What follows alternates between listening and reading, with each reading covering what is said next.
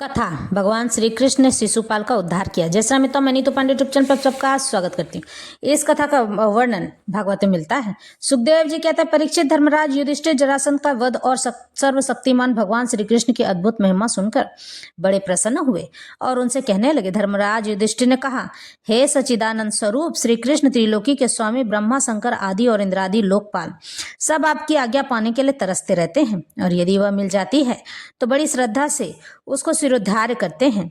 अनंत हम लोग हैं तो अत्यंत दीन परंतु मानते हैं अपने आप को भूपति और नरपति। ऐसी स्थिति में हैं तो हम दंड के पात्र हैं, परंतु आप हमारी आज्ञा स्वीकार करते हैं और उसका पालन करते हैं। हे सर्वशक्तिमान कमल नयन, भगवान के लिए यह मनुष्य लीला का अभिनय मात्र है। जैसे उदय अथवा अस्त के कारण सूर्य के तेज से घटती या बढ़ती नहीं होती है, वैसे ही किसी भी प्रकार के कर्मों न तो आपका उल्लास होता है और न ही हास होता है, यानी कि बहुत ही न ही आपका अपमान होता है और न ही बड़ी ही प्रसन्नता होती, क्योंकि आप सजाति विजाति और स्वगत भेद से रहित स्वयं परब्रह्म परमात्मा हैं। आपको किसी भी चीज से किसी से पराजित न होने वाले माधव, यह मैं ही हूँ और यह मेरा है तथा यह तू है, यह तेरा है, इस प्रकार की विकार युक्त भेद बुद्धि को पशुओं की होती है। जो आपके अनन्य भक्त हैं, उनके चित्त में, उनके मन में ऐसे पागलपन के विचार कभी नहीं आते हैं। फिर आप में तो होंगे ही कहाँ से? इसलिए आप जो कुछ कर रहे हैं वह लीला ही लीला है। सुखदेव जी कहते हैं, परीक्षित, इस प्रकार कहकर धर्मराज युधिष्ठिर ने भगवान श्री कृष्ण की अनुमति से यज्ञ के योग्य समय आने पर यज्ञ के कर्मों में निपुण वेदवादी ब्राह्मणों को ऋत्विज, आचार्य आदि के रूप में वर्ण किया। इनके अतिरिक्त धर्मराज ने द्रोणाचार्य, भीष्म पितामह, कृपाचार्य आदि सभी को भी बुला रखा था। शूद्र सब के सब वहां आए हुए थे। इसके बाद ऋत्विज ब्राह्मणों ने सोने के हलों से यज्ञ भूमि को जुतवा कर राजा युधिष्ठिर को शास्त्र के अनुसार यज्ञ की दीक्षा दी। प्राचीन काल में जैसे वरुण देव के यज्ञ में सबके सब यज्ञ पात्र सोने के बने हुए थे, वैसे ही युधिष्ठिर के यज्ञ में भी थे। पांडु नंदन महाराज युधिष्ठिर के यज्ञ में निमंत्रण पाकर ब्रह्मा जी, शंकर जी, इंद्र आदि लोकपाल अपने गणों के साथ सिद्ध और गंधर्व, विद्याधर, नाग, मुनि, यक्ष, राक्षस, पक्षी, किन्नर, चारण, बड़े बड़े राजा और रानियां ये सभी उपस्थित हुए थे। तो सबने बिना किसी प्रकार के कौतूहल के यह बात मान ली कि राजसूय यज्ञ करना युधिष्ठिर के योग्य ही कहा गया है। इस पर अब सभासद लोग इस विषय पर विचार करने लगे कि सदस्यों में सबसे पहले किसकी पूजा होनी चाहिए। जितनी मति उतने मत, यानी कि जितने लोग होंगे उतनी सारी बातें कहेंगे, इसलिए सर्वसम्मति, सबकी सहमति से कोई निर्णय न हो सका। ऐसी स्थिति में सहदेव ने कहा, यदुवंश शिरोमणि भक्तवत्सल भगवान श्री कृष्ण ही सदस्यों में सबसे सर्वश्रेष्ठ और अग्र पूजा के पात्र माने जाते हैं, क्योंकि यही समस्त देवताओं के रूप में है और देश काल धन आदि जितनी भी जो वस्तुएं हैं उन सब के रूप में भी यही है। यह सारा विश्व श्री कृष्ण का ही रूप है। समस्त यज्ञ भी श्री कृष्ण का स्वरूप ही है। भगवान श्री कृष्ण ही अग्नि, आहुति और मंत्रों के रूप में माने जाते हैं। ज्ञान मार्ग और कर्म मार्ग ये दोनों भी श्री कृष्ण की प्राप्ति के ही हेतु हैं। सभासदों में कहाँ तक वर्णन करूं, भगवान श्री कृष्ण वह एक रस अद्वितीय ब्रह्म है, जिसमें सजाति और स्वगत भेद नाम मात्र का भी नहीं है। यह संपूर्ण जगत उन्हीं का स्वरूप तो है। वे अपने आप में स्थिति और जन्म, अस्तित्व, वृद्धि आदि 6 भाव विकारों से रहित हैं। वे अपने आत्म सम्मान, आत्मस्वरूप संकल्प से ही जगत की सृष्टि, पालन और संहार करते हैं। इस तरह से इतना कहकर वे चुप हो गए। उस समय धर्मराज युधिष्ठिर की यज्ञ सभा में जितने सत्पुरुष उपस्थित थे, सबने एक स्वर से बहुत ठीक कहा कहकर सदैव की बात का समर्थन करने लगे। धर्मराज युधिष्ठिर ने ब्राह्मणों की यह आज्ञा सुनकर तथा सभासदों का अभिप्राय जानकर बड़े आनंद से, प्रेमोद्रेक से, प्रेम से विहल होकर उनके लिए अपना प्रेम प्रकट कर भगवान श्री कृष्ण की पूजा की। अपनी पत्नी, भाई, मंत्री और कुटुंबियों के साथ धर्मराज युधिष्ठिर ने बड़े प्रेम और आनंद से भगवान के पांव पखारे तथा उनके चरण कमलों का लोक पावन जल अपने सिर पर धारण किया। उन्होंने भगवान को पीले पीले रेशमी वस्त्र और बहुमूल्य आभूषण समर्पित किए। उस समय उनके नेत्र प्रेम और आनंद के आंसुओं से इस प्रकार भर गए कि वे भगवान को भली भांति देख भी नहीं सकते थे।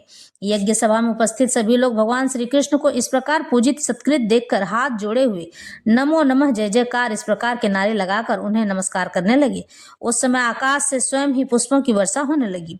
हे परीक्षित, अपने आसन पर बैठा हुआ शिशुपाल यह सब देखकर जल भून रहा था और उसे बड़ी चिढ़ लगी हुई थी। भगवान श्री कृष्ण के गुण सुनकर उसे बड़ा ही क्रोध आया और वह उठकर खड़ा हो गया। वह भरी सभा में हाथ उठाकर बड़ी असहिष्णुता से यानी कि बदतमीजी से किंतु निर्भयता के साथ, निडर के साथ भगवान को सुना सुना कर अत्यंत कठोर बातें कहने लगा, उन्हें गालियां देने लगा।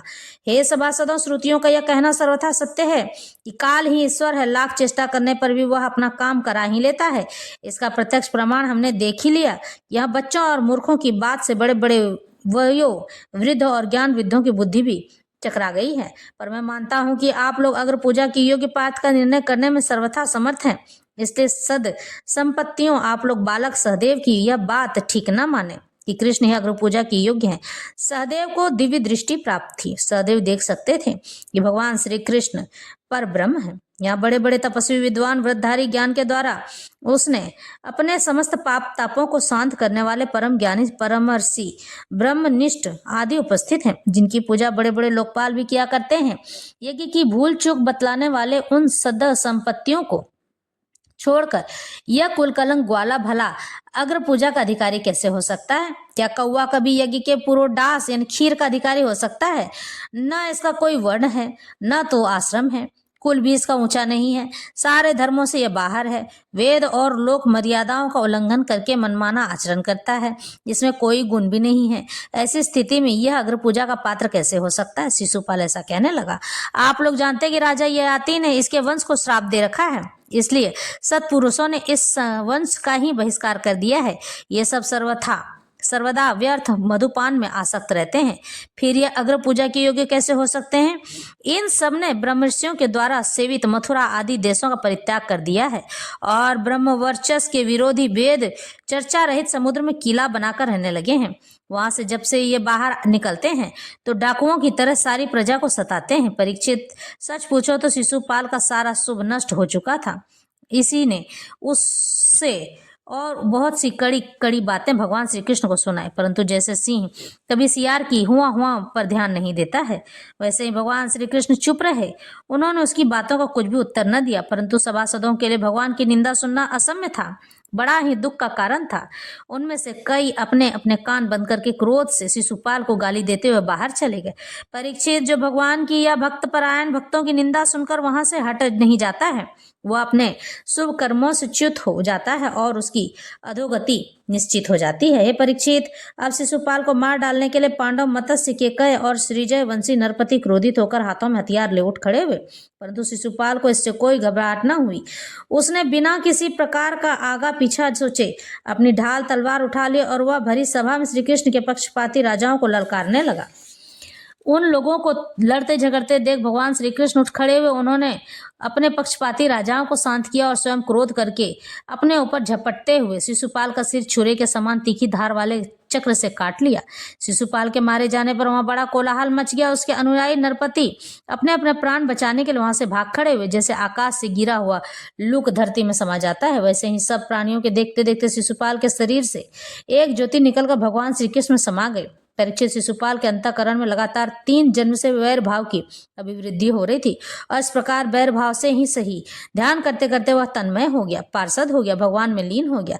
सच है, मृत्यु के बाद होने वाली गति में भाव ही कारण होते हैं। शिशुपाल की सदगति के बाद चक्रवर्ती धर्मराज युधिष्ठिर ने सदस्यों और ऋत्विजों को पुष्कल दक्षिणा दी तथा सबका सत्कार करके विधि पूर्वक यज्ञ के अंत में अवभृत स्नान किया। परीक्षित, इस प्रकार योगेश्वर भगवान श्री कृष्ण ने धर्मराज युधिष्ठिर का सुयज्ञ पूर्ण किया और अपने सगे संबंधियों और सौदों की प्रार्थना से कुछ महीनों तक वहीं रहे। इसके बाद राजा युधिष्ठिर की इच्छा न होने पर भी सर्वशक्तिमान भगवान श्री कृष्ण ने उनसे अनुमति ले ली और अपनी रानियों तथा मंत्रियों के साथ इंद्रप्रस्थ से द्वारकापुरी की यात्रा की।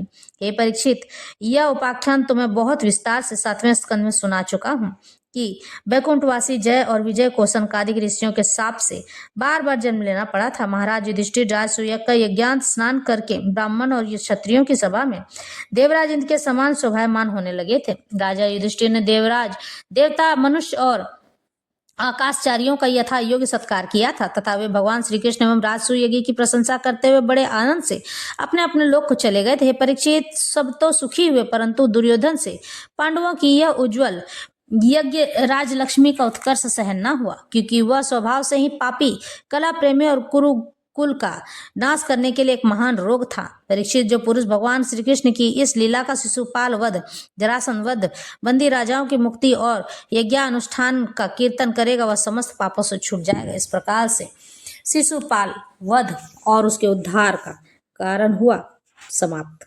यह कथा यहीं समाप्त होती है।